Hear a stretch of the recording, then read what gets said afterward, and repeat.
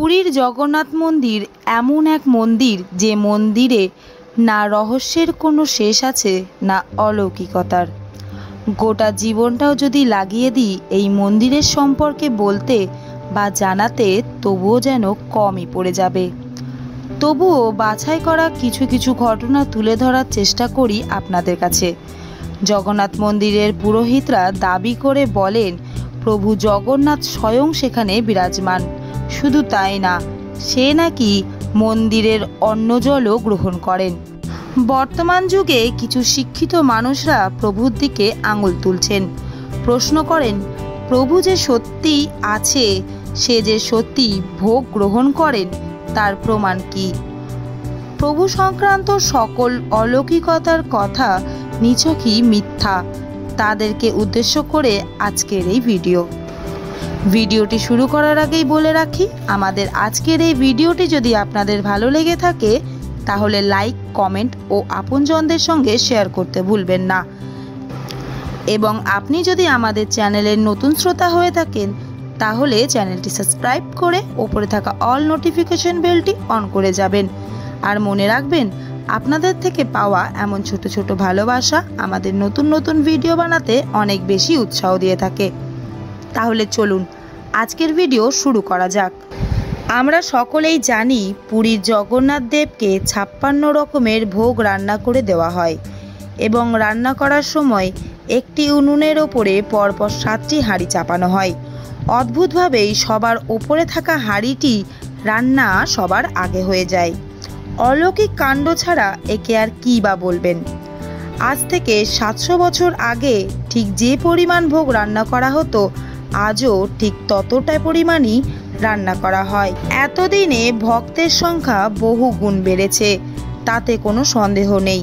এরপরেও কিভাবে সম্ভব ওই একই পরিমাণ ভোগ সকল ভক্তদের জন্য যথেষ্ট হয়ে যায়? এমনই আরও একটি ঘটনা এমন আছে যেখান থেকে বোঝা যায় সত্যি জগন্নাথ দেব স্বয়ং ওখানে বিরাজমান এবং সেখানকার জল অন্ন গ্রহণ করেন।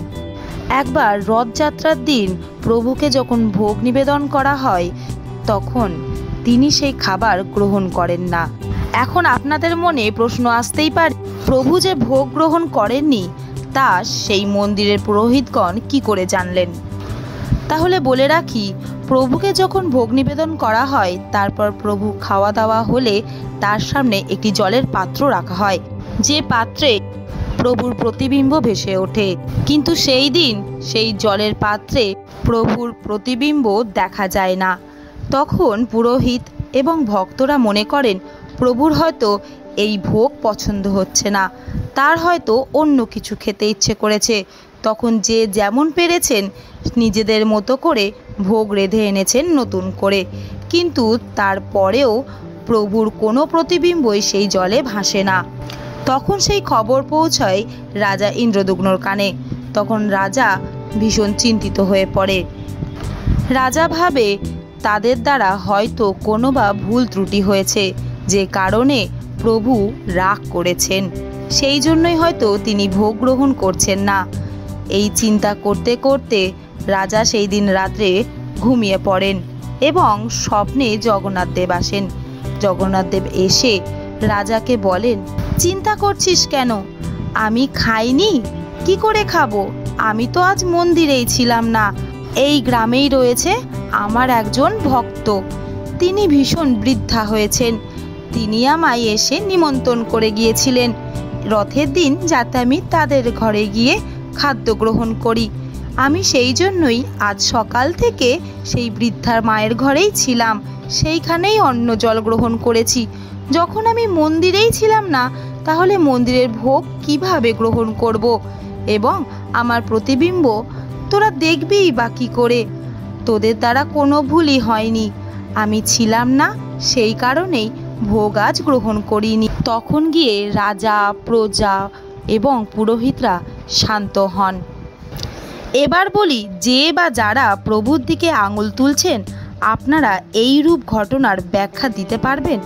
এর উত্তর যদি জানা থাকে তাহলে কমেন্ট অবশ্যই করবেন। আমাদের আজকের ভিডিও এই পর্যন্তই। আবার দেখা হচ্ছে নতুন কোনো ভিডিওতে নতুন কোনো তথ্যের সাথে। ততক্ষণ সকলে ভালো থাকবেন, সকলকে ভালো রাখবেন। নমস্কার।